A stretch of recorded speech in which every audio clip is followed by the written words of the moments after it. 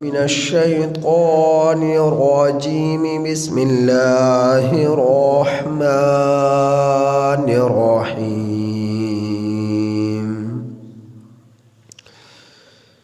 لقد من الله على المؤمنين إذ بعث فيهم رسولا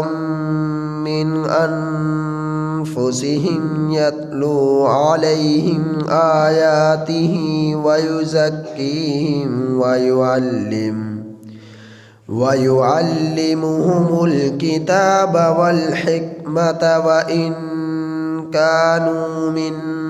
قبل لفي ضلال مبين۔ سورہ آل عمران کی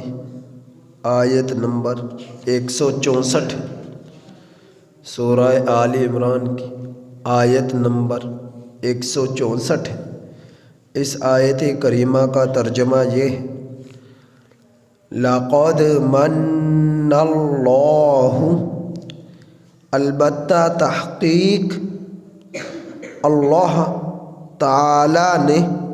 احسان کیا، علی المؤمنین ایمان والوں پر، اذ بعث فیہم جس وقت ان میں بھیجا، رسولم ایک رسول، من انفسہم ان کی جانوں میں سے، انہی میں سے، یتلو علیہم وہ تلاوت کرتا ہے ایمان والوں پر، لوگوں پر، آیاتہ اللہ کی آیات، وَيُزَكِّيهِمْ اور ان کو پاک کرتا ہے، وَيُعَلِّمُهُمُ الْكِتَابَ اور ان کو تعلیم دیتا ہے کتاب کی، والحکمہ اور سنت کی، وَإِن كَانُوا مِن قَبْلُ لَفِي ضَلَالٍ مُبِينٍ اور اس سے پہلے البتہ واضح گمراہی میں تھے، اور اس سے پہلے یہ لوگ البتہ کلی گمراہی میں تھے۔ غزوہ احد کا ذکر چلا آ رہا تھا۔ آپ نے اس سے پہلے پڑھا، سن چکے کہ اللہ کے رسول صلی اللہ علیہ وسلم کے اخلاق حسنہ کا بیان تھا۔ نبی کریم صلی اللہ علیہ وسلم کے اخلاق اور دیانت و امانت کا تذکرہ آپ حضرات سن چکے۔ اب نبی کریم صلی اللہ علیہ وسلم کا دنیا میں تشریف لانا یہ کل کائنات کے لیے رحمت ہے۔ نبی کریم صلی اللہ علیہ وسلم کل کائنات کے لیے پیغمبر بن کر آئے۔ اب کل کائنات میں انس اور جن بھی ہیں، ملائکہ بھی ہیں، تمام روئے زمین پر جاندار چیزیں اس چیز کے مخاطب ہیں کہ نبی کریم صلی اللہ علیہ وسلم کی پیغمبری ہر چیز کے لیے ہے، ہر چیز کے لیے۔ یوں ہی نہیں، اللہ کے رسول صلی اللہ علیہ وسلم کے لیے عرب کے درخت، عرب کے پہاڑ سلام جھک کر سلام کیا کرتے۔ نبی کریم صلی اللہ علیہ وسلم جب گزرتے تو آپ صلی اللہ علیہ وسلم کا ادب کیا کرتے۔ تو آپ صلی اللہ علیہ وسلم کی پیغمبری سب کے لیے ہے، اس میں کافر بھی آ جاتے ہیں، مسلمان بھی آ جاتے ہیں انسانوں میں، اور لیکن اس نبوت سے، اس پیغمبری سے فائدہ صرف اہل ایمان نے اٹھایا، کافروں نے نہیں اٹھایا۔ تو اللہ کے رسول صلی اللہ علیہ وسلم کی بعثت انسانوں کے لیے بھی ہے، اور انسانوں میں سے مسلم اور کافر دونوں کے لیے ہے، لیکن نبی کریم صلی اللہ علیہ وسلم کی پیغمبری سے، نبوت سے، بعثت سے، رسالت سے فائدہ صرف اور صرف اہل ایمان نے اٹھایا اور اٹھاتے چلے آ رہے ہیں، اور کیا تا قیامت اٹھاتے چلے جائیں گے۔ تو نبی کریم صلی اللہ علیہ وسلم کی بعثت کافر اور مسلم سب کے لیے ہے۔ تو اللہ رب العزت اس آیت کریمہ میں ارشاد فرما رہے کہ البتہ تحقیق مننا کا معنی کیا؟ احسان۔ البتہ تحقیق ہم نے احسان کیا۔ کس نے احسان کیا؟ اللہ نے۔ کس پر؟ علی المؤمنین، ایمان والوں پر۔ چونکہ فائدہ نبی کریم صلی اللہ علیہ وسلم کی بعثت سے ایمان والوں نے اٹھایا، اس وجہ سے علی الایمان کے الفاظ آئے کہ ایمان والوں پر احسان کیا، وہ ایمان لے کر آئے، نبی کریم صلی اللہ علیہ وسلم کی رسالت کو تسلیم کیا، نبوت کو تسلیم کیا، قبول کیا، تو اس وجہ سے ایمان والے سب سے زیادہ اللہ تعالیٰ کی طرف سے ان پر احسان ہوا، ایمان والوں پر۔ تو اگر کسی پیغمبر فرشتے کو رسول بنا دیا جاتا، انسانوں میں سے نہ ہوتا، اللہ تعالیٰ جبرائیل امین علیہ السلام کو رسول بنا کر بھیج دیتے دنیا میں، تو پیغمبری کا جو مقصد ہے وہ تکمیل تک نہ پہنچتا، بعثت کا جو مقصد ہے وہ تکمیل تک نہ پہنچتا۔ کیوں؟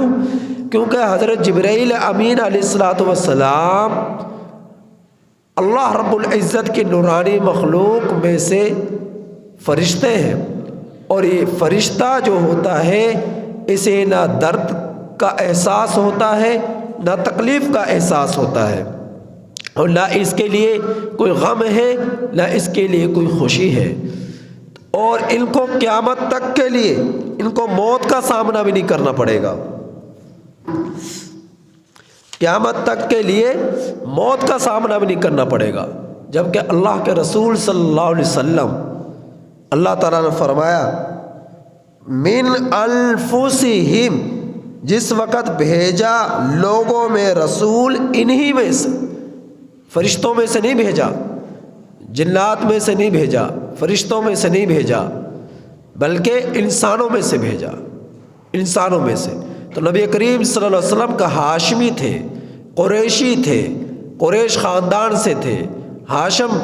جو ہے قبیلے سے تھے، تو اللہ کے رسول صلی اللہ علیہ وسلم کو انسانوں میں سے ہی اللہ رب العزت نے آپ کی بعثت فرمائی۔ اگر جبرائیل امین علیہ السلام کو پیغمبر بنا کر دنیا میں بھیج دیا جاتا تو حضرت جبرائیل امین علیہ السلام کے نہ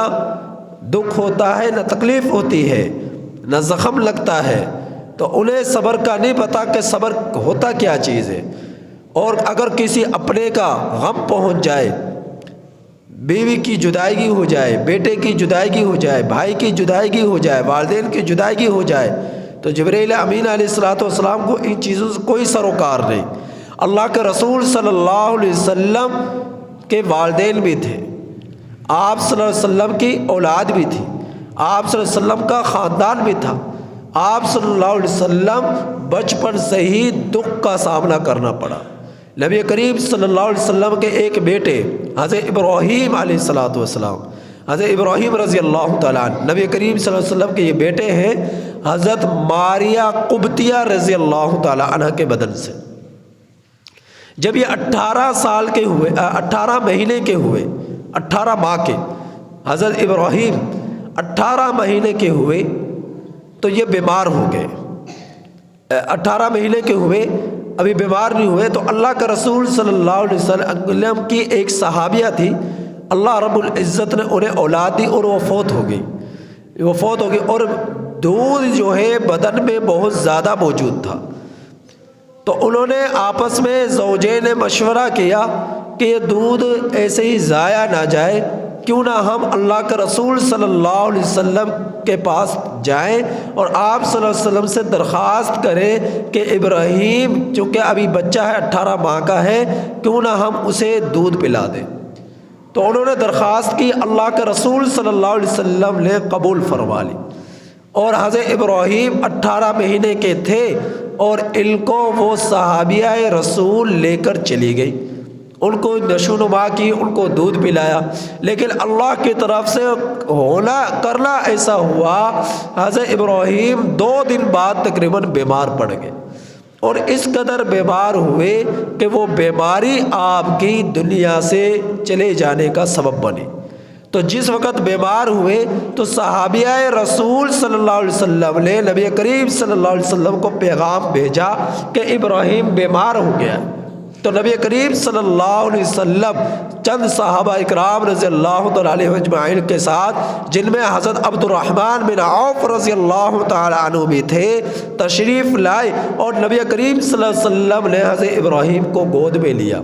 جس وقت آپ صلی اللہ علیہ وسلم ان کے پاس پہنچے اس وقت سانسیں اکھڑ رہی تھی، سانسیں رک رہی تھی، ختم ہو رہی تھی، یعنی جان نکل رہی تھی۔ تو نبی کریم صلی اللہ علیہ وسلم دیکھ رہے، نبی کریم صلی اللہ علیہ وسلم کے آنکھوں مبارک سے آنسو جاری ہو گئے، نبی کریم صلی اللہ علیہ وسلم کے آنکھوں سے آنسو جاری ہو گئے، اور حضرت عبد الرحمن بن عوف رضی اللہ تعالیٰ عنہ فرمانے لگے، اے اللہ کا رسول صلی اللہ علیہ وسلم آپ ہمیں صبر کی تلقین کرتے ہیں، یعنی وہ کوئی مذاق نہ تھا، استہزاء نہ تھا۔ حیران ہوئے کہ اللہ کا رسول صلی اللہ علیہ وسلم ہمیں صبر کی تلقین کرتے ہیں، کوئی غم پہنچ جائے، کوئی دکھ تکلیف پہنچ جائے تو تم نے صبر کرنا ہے، جزا فضا نہیں کرنی۔ اور خود نبی کریم صلی اللہ علیہ وسلم رو رہے، یعنی آنکھوں سے آنسو جاری ہو گئے، صبر نہیں کر پا رہے۔ تو نبی کریم صلی اللہ علیہ وسلم نے ارشاد فرمایا، اے عبد الرحمن بن عوف، جو رونے سے منع کیا گیا ہے وہ اس انداز میں رونے سے منع کیا گیا ہے کہ سر کو پیٹنا، گریبان کو پھاڑنا، آہو جزا فضا کرنا، بلند آواز سے چیخ و پکار کرنا کسی اپنے کی جدائیگی کے غم کی صورت میں، تو اس چیز سے منع کیا گیا ہے۔ اس چیز سے منع نہیں کیا گیا کہ دل کے اندر اگر تکلیف ہے، یہ تو طبی فطرتی عمل ہے، تکلیف کا آ جانا اور آنکھوں سے آنسو جاری ہو جانا، غم کی یہ کیفیت، اس میں ممانت نہیں ہے، اس میں ممانت نہیں ہے۔ تو نبی کریم صلی اللہ علیہ وسلم تو دیکھیں ابراہیم کی جدائیگی میں اللہ کے رسول صلی اللہ علیہ وسلم کے آنکھ مبارک سے آنسو جاری ہو رہے ہیں، تکلیف میں، غم میں، لیکن اللہ کے رسول صلی اللہ علیہ وسلم نے فرمایا اللہ کی امانت ہی اللہ کے سپرد کر دی گئی، اس پر کس چیز پر کئی تلقین، کس چیز پر بے صبری۔ تو یہ تو ایک فطرتی عمل ہے جو ہر بشر کے اندر ہے کہ غم اور خوشی کا اسے احساس ہوتا ہے، فرشتوں کو احساس نہیں ہوتا۔ اگر گھٹنے میں تکلیف ہو تو یہ انسانوں کے ہوگی، سر میں تکلیف ہو انسانوں کے ہوگی، ہاتھ میں تکلیف ہو انسانوں کے ہوگی، پیٹ میں تکلیف ہو انسانوں کو ہوگی۔ تو موت کا سامنا قیامت سے پہلے ہوگا تو انسانوں کو ہوگا، فرشتوں کو نہیں ہوگا۔ تو حضرت جبرائیل امین علیہ السلام کو نہ بھوک لگتی ہے، نہ پیاس لگتی ہے، نہ انہیں بیوی کی ضرورت، نہ انہیں اولاد کی ضرورت، فرشتے اس چیز سے پاک ہوتے ہیں، فرشتے اس چیز سے پاک ہوتے ہیں۔ تو اللہ کے رسول صلی اللہ علیہ وسلم کے ساتھ خاندان بھی جڑا ہوا اور انسانوں میں سے تھے، تو اللہ کے رسول صلی اللہ علیہ وسلم انسان ہو کر آپ نے غموں پر صبر کیا، تکلیف پر صبر کیا، بھوکے پیاسا رہنے پر صبر کیا، اور سفر کی تکان پر صبر کیا، اور جو ہے طبیعت سے ناگوار اشیاء پر صبر کیا، آپ صلی اللہ علیہ وسلم نے غزوات میں شرکت کر کر صبر کیا۔ تو اللہ کے رسول صلی اللہ علیہ وسلم کی زندگی صبر اور تحمل سے بھری ہوئی ہے۔ اگر کسی فرشتوں کو پیغمبر بنا کر بھیجا جاتا، نبوت دے کر بھیجا جاتا، تو پیغمبر اس منصب رسالت کو، فرشتہ اس منصب رسالت کو سر انجام نہ دے سکتا جس منصب رسالت کو ایک بشر سر انجام دے سکتا ہے۔ تو اللہ رب العزت نے فرمایا اذ بعث فیہم رسولا من انفسہم، جس وقت اللہ رب العزت نے لوگوں میں ایک رسول انہی میں سے بھیجا، انہی میں سے بھیجا، تو انسانوں میں سے آئے۔ تو اللہ تاکہ انسانوں کو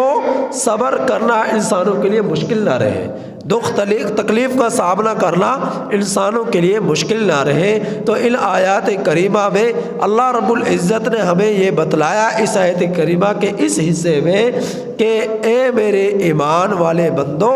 تم پر میں نے اپنا پیغمبر بھیج کر، آخری زمان رسول بھیج کر بہت بڑا احسان کیا ہے۔ اس احسان کا بدلہ تم زندگی بھر چکاتے رہو تو ادا نہیں کر سکتے، کہ اللہ کے رسول صلی اللہ علیہ وسلم کا ہمارے درمیان آنا اتنا بڑا احسان ہے۔ لہٰذا ہمیں اللہ کے رسول صلی اللہ علیہ وسلم کی قدردانی کرنی چاہیے، آپ صلی اللہ علیہ وسلم سے محبت رکھنی چاہیے، آپ صلی اللہ علیہ وسلم کے احسانات کو سامنے رکھ کر نبی کریم صلی اللہ علیہ وسلم کی زندگی کو اپنی زندگیوں میں ڈالنا چاہیے، اپنانا چاہیے، آپ صلی اللہ علیہ وسلم کی سنتوں کو زندہ کرنا چاہیے۔ باقی آیات کے حصے کا انشاءاللہ کل میں تفسیر کروں گا۔ اللہ تعالیٰ سے دعا ہے کہ اللہ تعالیٰ ہمیں آپ صلی اللہ علیہ وسلم سے سچا عشق عطا فرمائے اور اتباع رسول صلی اللہ علیہ وسلم عطا فرمائے۔